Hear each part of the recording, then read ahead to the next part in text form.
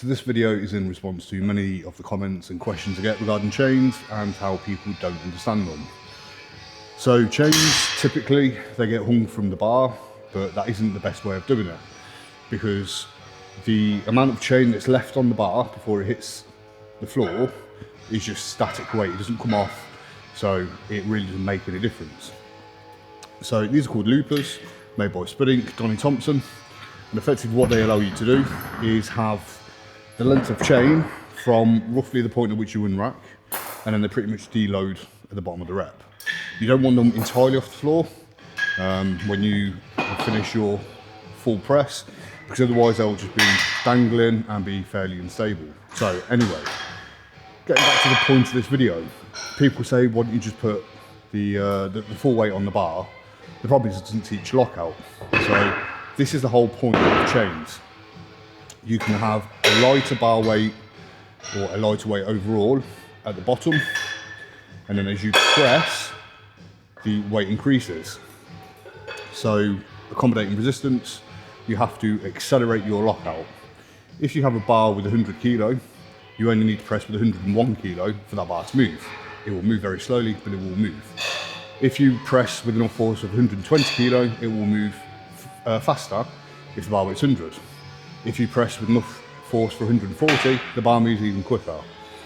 So this is the point of the chains. At the bottom, the chains are pretty much deloaded, and as you press, all of these links come off the ground. Now, I buy the chain, I cut the chain, and I attach the chain, so I know exactly what they weigh. These are 20 each side, so 40 kilo in total, and this is one of the links I've cut previously, and in part it's because I was curious.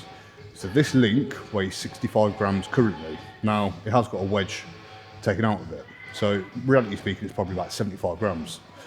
So 75 grams, let's remember that. Now what we need to do is count how many lengths of chain we have, so how many links sit side by side. Remember, this is only one side, so 1, 2, 3, 4, 5, 6, 7, 8. So we've got 8 here. Let's count this one. 1, 2, 3, 4, 5, 6, 7, 8, 9. Now, 9 plus 8 is 17. So every single time one of these links come off the floor, we have the weight of 17 of these, but we have the same on the sides. Now it's 34. So if we do some fast maths using our calculator, we know the links weigh 65 grams. So it's 65 times, we'll do 17 for the side.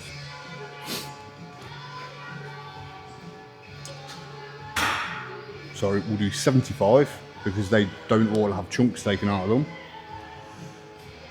75 grams times 17, and that is 1.275 kilo. Now if we match that with the opposite side, so times 2, we get 2.5 kilo, 2,550 grams. So what we're basically saying is, every time one of these links come off the floor, the bar weight increases, the weight you press increases 2.5 kilo. Now if you think about it, we've got many of these links.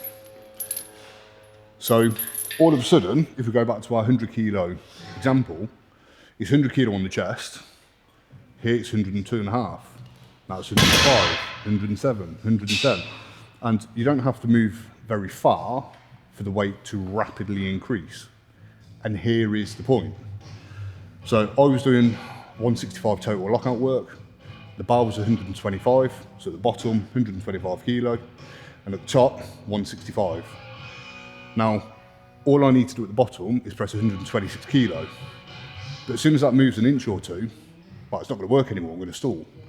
So now I need to press with 130 kilo. I'll move a little more. Well, again, guess what? I've now got to move 132.5 kilo, then 135, 140. And if I take too long moving that weight, I'm going to stall. I'm just going to fail the rep. So chains train rapid acceleration. That's the point of chains. I just wanted to make this video so that people understand.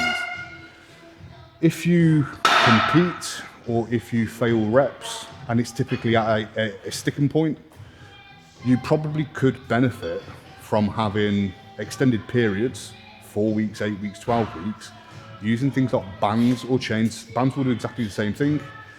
I personally prefer chains because, again, what you're teaching is a movement. That movement is you need to rapidly accelerate or you're going to fail that lift. So there you go. That's how you use chains, and that's the point of chains.